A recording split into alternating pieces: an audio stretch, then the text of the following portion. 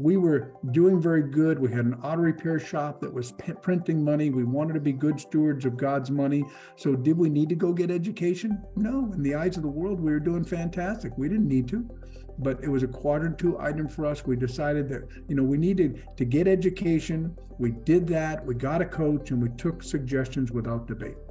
And next, the last thing in the world that I wanted to do, guys, the last thing I wanted to do in this small little town that I worked in was put screaming yellow magnetic signs on my car that said, "We buy houses." So everybody in this little town of 6,000 people knew who Rob was, knew what Rob drove, knew where Rob did business. And I'm driving around with 3 vehicles with magnetic signs, but I took suggestions without debate. Got the education, continued to stay plugged in. And, as you guys know a little bit of my story, we started taking that education and we did a bunch of this stuff. And these are single family home flips. That's my daughter in the pool in the upper right-hand corner.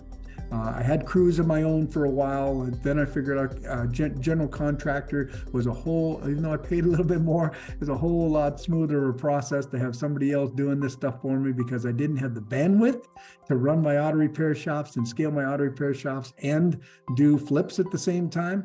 And I just set up cookie cutter stuff, although the sun makes it look a little bit different here, guys. Every single one of my houses is exactly the same color. Every single bathroom, if you walked into it, is the same exact tile. Every single set of cabinets that you go through, as you saw here, these are all very, very much the same cabinets, same granite, same everything, same appliance packages, same trim. And my contractor, we had what we call keys to keys, right? Keys to keys was I handed him the keys, we did the scope of work walk, and he knew exactly what my colors were, what my tile was. And I love seeing people's product. I love people's posts on Facebook, but I always wonder, how did they do on those houses? Well, a few days from now is December 23rd, and December 23rd in 2010 was a very good day for me. So they weren't always that good, but a couple of home runs on the same day at 2 different escrows, that's worth making a slide out of for a slide presentation, isn't it? Yes? Yes? I don't know about you, but 250K is not a bad day, right? They weren't all home runs, but what I learned real quick was I learned about tax drag, something called tax drag. And I learned about, if you don't know, house flipping is treated as ordinary income. And for tax purposes in the state of California, that's 50% money, guys. So between state and federal. And can you say ouch? Yeah, that's ouch. That's a big kick in the knee when you're working that hard, taking those risks and everything that you just saw on that previous slide. 50% of that going to the government. If you don't have some sort of a strategy, a legitimate, ethical tax strategy in place to protect yourself, you're going to give a lot of that away. We'll talk a little bit about tax drag here in a minute. I eventually started upgrading to 4plexes and 6plexes and 12plexes. And my goal back then, guys, was to keep, if I could, to keep every 3rd or 4th or 5th one of those houses, which we did a lot of that. So, my mentors said the profits from the first 2 or 3 or 4 should be a down payment on a big one, or should be the purchase of a little one, put a renter in it and keep it, and let some California equity happen. So, and we did a lot of that. So we kept condos and single families and 4plexes and 12plexes. And eventually, as a lot of you know my story, we were inducted into our Education Schools Hall of Fame. Some of you may recognize the gentleman behind my daughter. His name is Robert Kiyosaki. That's his wife, Kim Kiyosaki, very well known in the real estate world. A series of books that he wrote changed my life. One of them, and by the way, I keep trophies in perspective. I know I've shared my heart with you, a lot of you on this. Trophies get dust and get forgotten, okay? It looks good on a resume. My wife says I don't need a resume, but it still looks good on a resume, right? So, but at the end of the day, I understand that all that really says is I did something with the $27,000 in education that I spent, because a lot of people don't, right? So and we all know those people, right? So I read a book, and I've shared this with you before, called Money, Master the Game. And in his book, for the longest time, I didn't really get this, but in his book, he talks about something called the nest egg theory, although he doesn't call it that. That's another mentor of mine calls it that. This is a book right out of the page, a page right out of the book. And the nest egg theory says that if I just have this bag of money, and it's big enough to sustain my lifestyle for X amount number of years, I'll be just fine. But the problem is, and this is what Tony Robbins talks about, the accumulation phase most of us are going through right now, right? In his theory, and that critical mass up at the top, that peak is where we retire. And then the decumulation phase is where we get to live off of the bag of money, right? That's the nest egg theory. That's how a lot of people think, that aren't business owners, aren't investors, right? They're working for someone for 30 years. They hopefully got some sort of a pension. They're building up that bag of money. And there's only two problems. What if a catastrophic, unexpected surprise comes along that takes a big chunk of their bag of money? And what is the biggest fear of somebody that subscribes to the nest egg theory? Anybody want to guess? That you live too long. That you outlive the bag of money and have to start reducing your lifestyle so that you can survive, right? That is the biggest fear of everybody I've ever talked to that's in that theory. So I sat down with a guy who was my wealth mentor, right? In 2017, it was a coaching session, and he taught me something called return on equity. You see, because we had started acquiring 4-plexes and 12-plexes, we had, California, in case you don't know, California is not a cash flow state. It's an equity state. If you got any type of a cash flow out of rental properties in California, you got to get on your knees and thank the good Lord, because it's very, very difficult to create cash flow. Unlike Texas and Ohio and some other states that are not necessarily equity states, you're not going to, if 10 years goes by, they don't increase in value a ton. And we'll take this last section of 4 or 5 years out, because that's unprecedented, the type of equity increases we've had all over the country. Would everybody agree with that? Yes, absolutely, right? So we're talking about normal growth. Normal growth is slow and steady in the middle of the country. The East Coast and the West Coast, we get some pretty severe equity. We bought these properties in 2009, 2010, 2011, and 12. Nobody wanted real estate back then. Real estate was a dirty word, right? And we had very, very skinny cash flow margins and huge equity margins. And he said, look, your return on investment is okay. Your return on equity is junk. So we got some education, we got a coach, we took suggestions without debate, and we took some of that property, some of that equity, and we exchanged it into larger stuff. This is a 4-plex and a 6-plex, and this is real world stuff, guys. This is that 4-plex and a 6-plex traded up into 50% of this 96-plex, right? So this 96-plex that we bought with some partners, beautiful, beautiful property. We still have that today. And this 70-plex that Claudia and I have on our own. This is our own property that we purchased, right?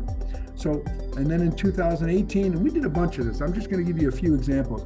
This property in the upper right-hand corner, that was our office, our corporate office that we were renting the bottom floor from ourselves for auto repair and real estate, and there were 3 apartments there in addition to that, and we decided to sell that. We stayed as tenants for a long time, and we sold that, and we combined it with a house my mom used to live in that since she passed, we decided it really wasn't cash flowing very well as a rental.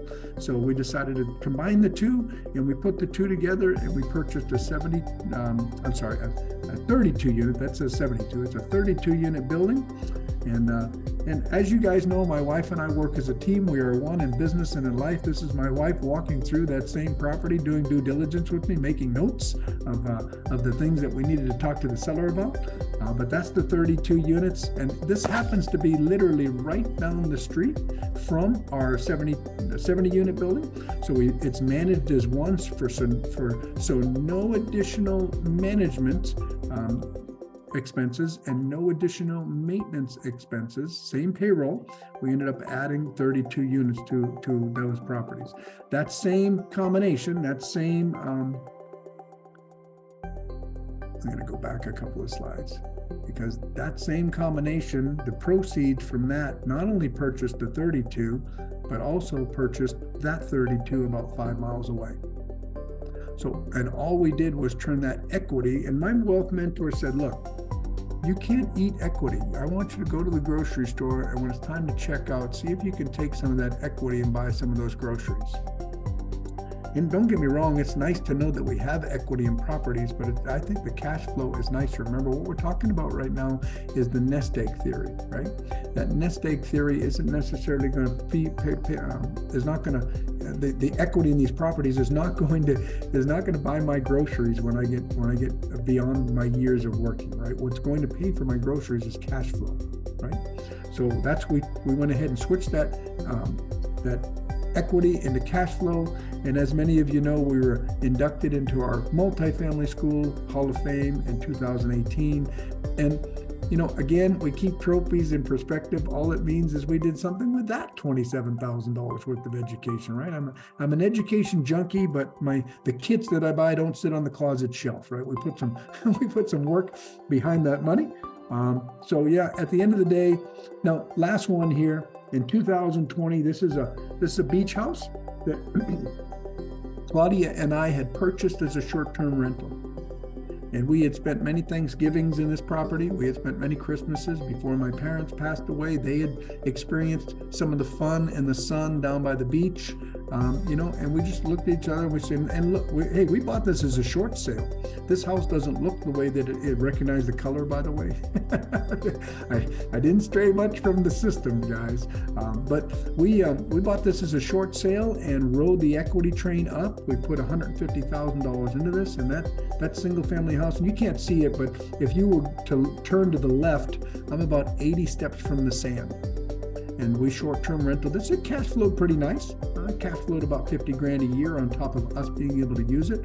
But we were able to trade that into this it says 104. We actually made one more unit. It's 105 unit, 80% of that, we're at 80-20 split with a partner, and 60% of that with that same partner. So one single beach house, remember, return on equity is what we're talking about. I couldn't eat the cash flow. I couldn't eat the equity. We turned it into cash flow, okay? And it's just by getting education, taking action, and understanding, how to really build wealth and not think about the nest egg theory, but think about the cash flow theory. If you think about it, there's a reason for the tax deferred savings IRA, right? The savings for tax deferred. Remember, it's not tax free, it's tax deferred. We're kicking the tax down the road. In the theory behind this, we've talked about it before. The theory behind that is when I'm older, when I retire, I'm going to be at a lower income bracket. So therefore, when I'm taxed, then the tax will be less. And I'm here to tell you, I don't plan on making less money when I retire. In fact, I plan on making more money when I retire. And I don't know about you, but I think the taxes, even if that were true, and I were to make less money when I retire, I personally feel the way this country's being run is the less taxes will be the same as more taxes is today when that day comes, right? That's my personal feeling. So I switched all of my tax deferred stuff.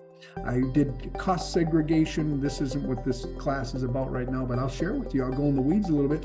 I did cost seg, bonus depreciation on all of my rentals the same year that I converted my 401 into my simple plan into a Roth. So now I've paid the tax on the seed and I will not need to pay tax on the crop. What's in my Roth is mine. And I know when I take it out, it'll be 100% mine. That makes sense? Everybody with me? Yes, it's kind of in the weeds. We'll talk more about that another time. But at the end of the day, and then we just continued investing. This is a 71 unit complex. The bottom floor of that, if you look, is all commercial.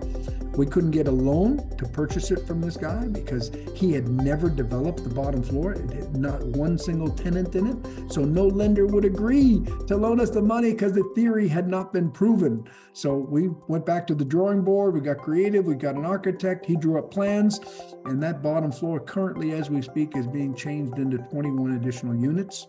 And the lender said, yeah, we'll loan on that. So it's a construction loan. It's a 2-year plan. We're 1 year into it. And hopefully in 1 year, that's Claudia in the lower right-hand corner chatting with my partners on that deal on the day that we walked it. This is a 203 unit complex that we purchased in San Antonio earlier this year in April. And I know some of you that are on this call and that watch this call are partners of ours on that deal. And this is 100 units we closed this past Thursday, 11 days early with no extensions needed. And I know some of you that are on this call and that will watch this call are partners on that as well. And these are just some examples, guys. I'm just sharing with you some ideas and some things that maybe not to show you, hey, this is not the Rob Rowsell show. This is hey, I decided to take action. I got some education. I decided to act on that education, and I continue to do so today. And I did that while I was running my 3 shops, my 2 shops, my 1 shop, my 4 shop, my 5 shops. I was still actively investing, and I hadn't house flipped a ton because my attention was more on this stuff, this larger stuff. But I want to talk a little bit about preparing now for what's coming. And we all know that you can't learn CPR at the scene of an accident, right? So all along the way, Claudia and I prepared for what was coming. We prepared for the next level. And this class, what I'm going over with you right now is really just to remind you, inspire you, encourage you.